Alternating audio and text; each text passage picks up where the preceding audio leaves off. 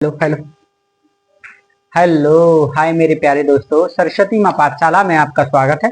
आज का टॉपिक होगा मेरे प्यारे दोस्तों, दो समांतर धारावाही चालकों के मध्य बल।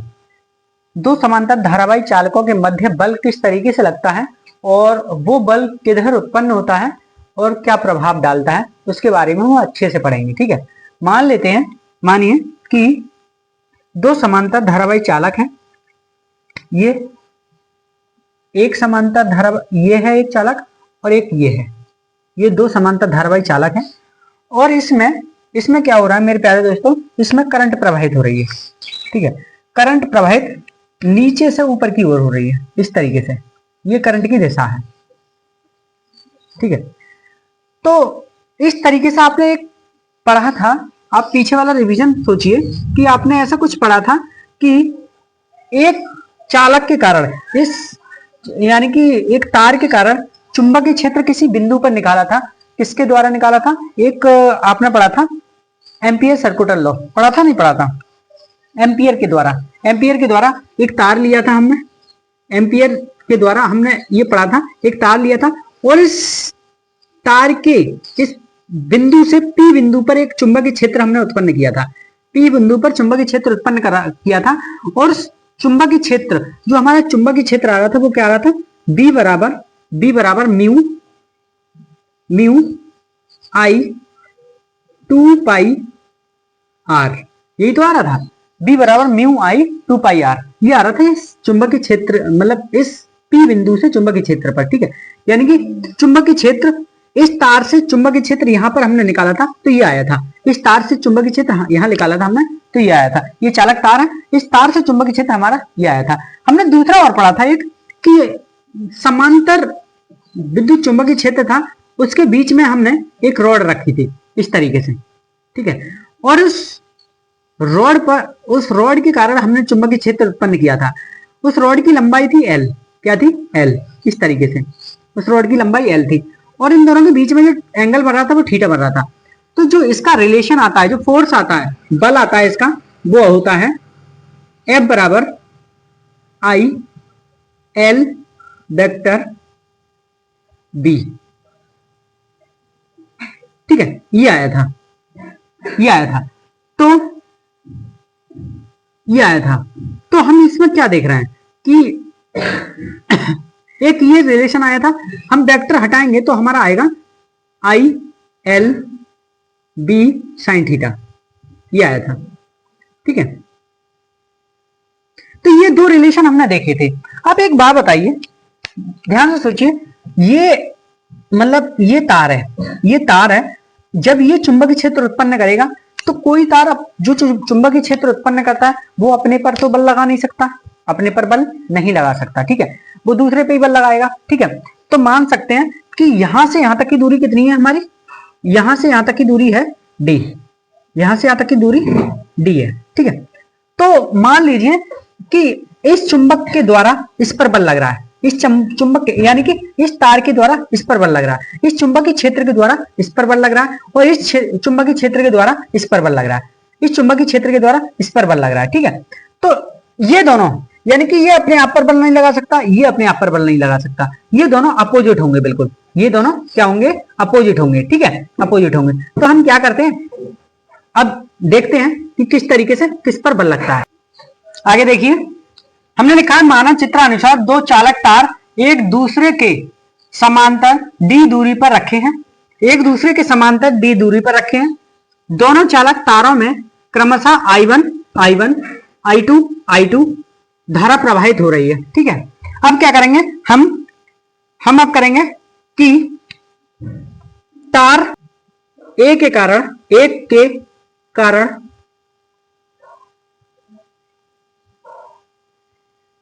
डी दूरी पर चुंबकीय क्षेत्र,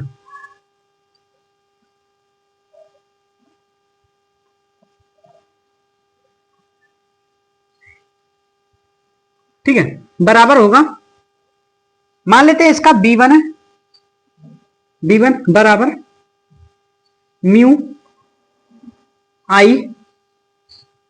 I1, इसके बारे में निकालना सही है। तार एक के कारण 2 पाई, दूरी कितनी है, यहां थी आर, यहां थी आर, यहां दूरी कितनी है डी, तो हम रखेंगे डी, ठीक है, स्मॉल डी मान लेते हैं इसे, हमने रख दिया डी, ठीक है। आपको अच्छे से समझ में आ चुका होगा। समीकरण एक मान लिया इसे हमने।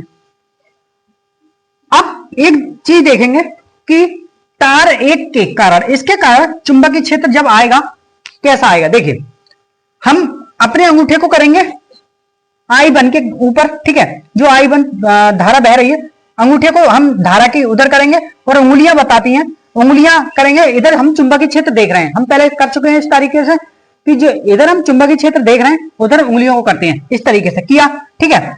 तो जो हमारा हथेली है, हथेली हमारी बताती है चुंबकीय क्षेत्र की दिशा, हथेली क्या बताती है, चुंबकीय क्षेत्र की दिशा। तो हम क्या देख रहे हैं कि जो हथेली है अंदर की ओर आ रही है, हथेली है अंदर की ओर, तो जो हमारा चुंबकीय क्षेत्र है यहाँ पर, चुंबकीय क्षेत्र यहाँ पर वो किधर आएगा, अंदर की ओर आएगा। चुंबकीय क्षेत्र क्या आएगा, I2 पर अंदर की ओर, चुंबकीय क्षेत्र क्या आएगा, I2 पर अंदर की ओर, तो चुंबकीय क्षेत्र हमारा क्या आएगा, अंदर की ओर आएगा। तो देखिए अंदर के लिए हम क्रॉस को दर्शाते हैं, बाहर के लिए हम डॉट से दर्शाते हैं, तो आपको समझ में आ चुका वो पहला। अब लिखेंगे दूसरा, तार दो के कारण डी दूरी पर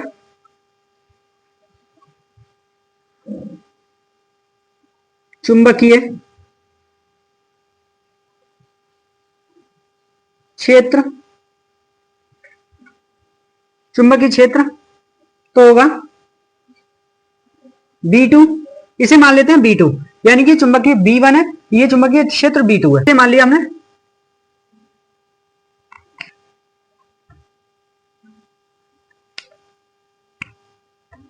इसके कारण इधर B2 पे, B1 पे ही तो देख रहे हैं, ये तो हमारा B1 हुआ, और इसके कारण हम इस पे देख रहे हैं तो B2 ये हुआ, ठीक है, इस इधर, ठीक है। तो B2 बराबर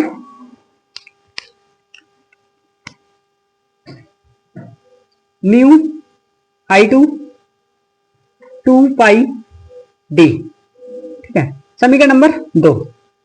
अब देखिए हम क्या देखेंगे, हम देखेंगे कि इसके कारण चुंबकीय क्षेत्र किधर आ रहा है, ठीक है, इसके कारण तो चुंबकीय क्षेत्र किधर आ रहा है, हमारा जो अंगूठा होगा ऊपर होगा और उंगलियां होंगी बाहर की ओर, उंगलियां होंगी बाहर की ओर, तो हमारा चुंबकीय क्षेत्र बाहर की ओर होगा, इधर क्या होगा, बाहर की ओर, इस तरीके से। पॉइंट B2 पर देख रहे हैं हम, ये पॉइंट B1 था, ये पॉइंट B2 पर, यहां देखिए यहां से यहां तक की दूरी क्या थी P, तो पॉइंट P पर देख रहे थे, और यहां हमने माना इस तार के कारण B1 पर चुंबकीय क्षेत्र देखा तो हमारा ये आया, और हम इस तार के कारण ठीक है, हम पॉइंट B2 पर देख रहे हैं तो चुंबकीय क्षेत्र ये आया, बाहर की ओर आया, तो हम डॉट से दर्शाते हैं, ठीक है, डॉट से। आपके लिए पता है कि जब चुंबकीय क्षेत्र बाहर के लिए आता है तो हम डॉट से दर्शाते हैं, अंदर के लिए होता है तो हम एरो से मतलब क्रॉस से दर्शाते हैं, ठीक है। आपको यहां तक समझ में आ चुका होगा अच्छी तरह। अब लिखेंगे बल के लिए, बल के लिए, ठीक है। अब लिखेंगे F12, यानी कि इसके कारण, F12 के कारण लिखेंगे तार बन पर चुंबकीय क्षेत्र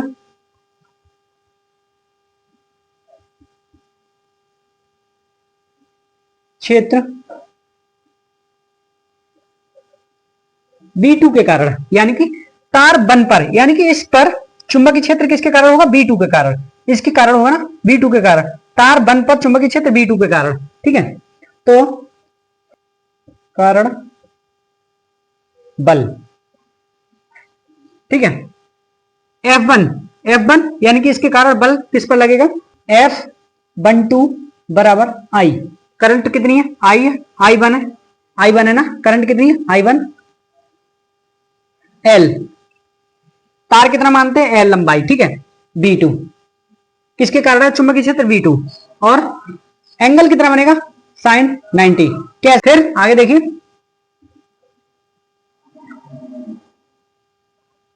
F12 L I1 B2 sine theta. अब क्या करेंगे हम, साइन थीटा की वैल्यू यहां रखेंगे, B2 की वैल्यू यहां रख देंगे, ठीक है। B2 की वैल्यू क्या रखेंगे, यहां से यहां B2 की वैल्यू रखेंगे, ठीक है। यहां तक तब तक उतार लीजिए, उसके बाद हम आगे करते हैं।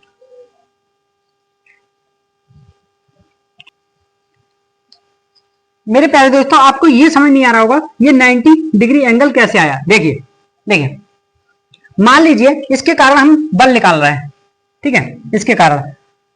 तो मान लीजिए कि हम अंगूठे को रखेंगे हम धारा की तरफ, ठीक है, और हमारा जिधर चुंबकीय क्षेत्र यानी कि हमारा जिधर चुंबकीय क्षेत्र आ रहा था उधर रखेंगे हम बीच वाली उंगली को, उधर रखेंगे हम बीच वाली उंगली को, इस वाली को चुंबकीय क्षेत्र की तरफ रखेंगे, ठीक है। इस वाली को चुंबकीय क्षेत्र की तरफ रखेंगे, ठीक है, और इसे रखेंगे फोर्स की तरफ, बल की तरफ, ठीक है।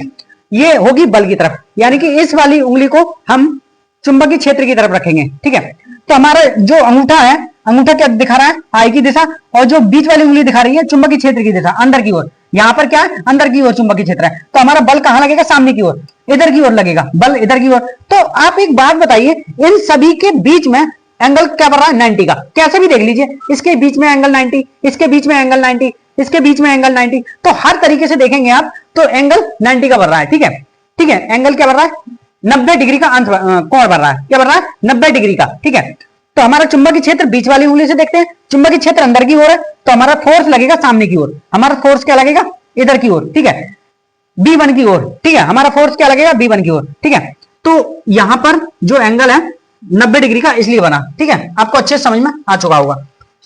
तो हमारा फोर्स क्या लगेगा, इधर लगेगा,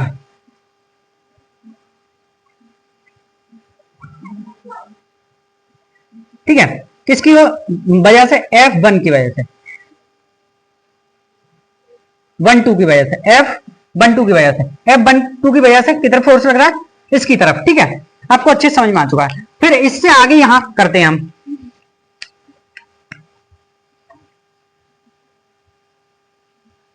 F12 बटे L, I1 B2 sine theta, ठीक है। अब B2 की वैल्यू रखेंगे ये वाली, तो F12 L I1, B2 की वैल्यू क्या है, ये है, तो रखेंगे I2 म्यू बटे 2 पाई D, ठीक है, यही तो है। इसे मान लेते हैं समीकरण नंबर 3, ठीक है। ये समीकरण नंबर 3 आई हमारी। अब क्या करेंगे, देखिए अब करेंगे, अभी हमने F12 के लिए निकाला था, अब 21 के लिए निकालेंगे। 21 बराबर तार 1 पर, तार 2 पर, सॉरी, तार 2 पर चुंबकीय, इसके कारण लिखा रहा है, तार 2 पर चुंबकीय, चुंबकीय क्षेत्र, चुंबकीय क्षेत्र B1 पर, B1 के कारण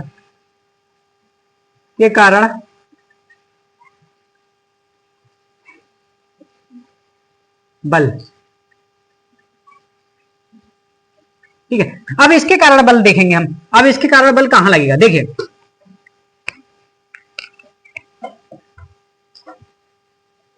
F21 बराबर I2 L B1 के कारण बल देख रहे हैं ना, ठीक है, साइन थीटा, साइन 90 डायरेक्ट रख लेंगे, मैंने आपके लिए बताया था। देखिए अब यहां पे भी देख लीजिए, यहां इधर आ जाते हैं, ठीक है। जो हमारी अंगूठा होगा किसकी तरफ होगा, करंट की तरफ होगा ना, ठीक है। और जो हमारी मतलब बीच वाली उंगली होगी वो चुंबकीय क्षेत्र की तरफ, और जो हमारी ये वाली उंगली होगी, ये वाली अंगूठे के पास वाली, वो होगी हमारी फोर्स की तरफ, बल की तरफ, ठीक है। तो इस तरीके से हम दर्शाते हैं। देखिए चुंबकीय क्षेत्र हमारा डॉट इधर आ रहा है बाहर की तरफ, और जो हमारी फोर्स की, बल की दिशा आ रही है, ये आ रही है, और हमारा जो करंट है ऊपर जा रहा है, ठीक है, आपको अच्छे समझ में आ रहा है। इन सबके बीच का एंगल है 90 है, आपने अभी देखा था उस साइड भी और आप इधर भी देख रहे हैं, ठीक है। तो हमारा बल किधर लगेगा, इधर लगेगा, हमारा बल किधर लगेगा, इधर, ठीक है, आपको अच्छे समझ में आ रहा होगा। बी बन के कारण बल किधर लगेगा, इधर, ठीक है, बल किधर लगेगा, इधर, ठीक है। तो लिख लेंगे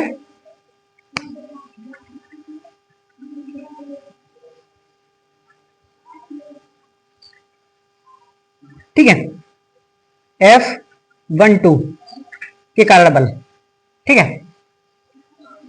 अब क्या करेंगे,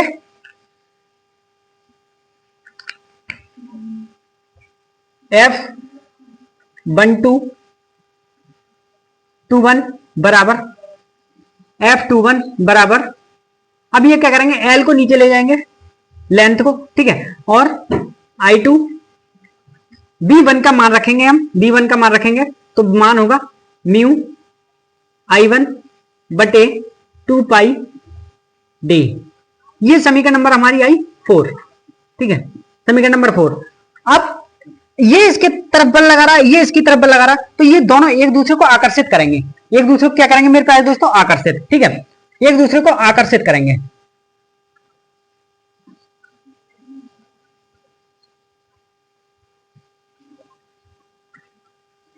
आकर्षण करेंगे, एक दूसरे को फोर्स करेंगे, यानी कि खींचेंगे अपनी तरफ, एक दूसरे को खींचेंगे अपनी तरफ। ये इधर B2 इसके कारण ये इधर बल लगा रहा है, ये इधर बल लगा रहा है, तो एक दूसरे को खींचेंगे अपनी तरफ, ठीक है। अब यहां तक उतार लीजिए, उसके बाद ये सब इरेज करते हैं, उसके बाद कराते हैं, ठीक है, उतार लीजिए यहां तक।